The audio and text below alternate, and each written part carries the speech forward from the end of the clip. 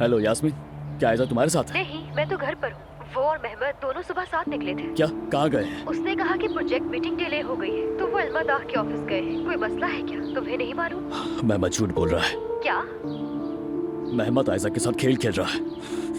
अल्लाह लानत करे।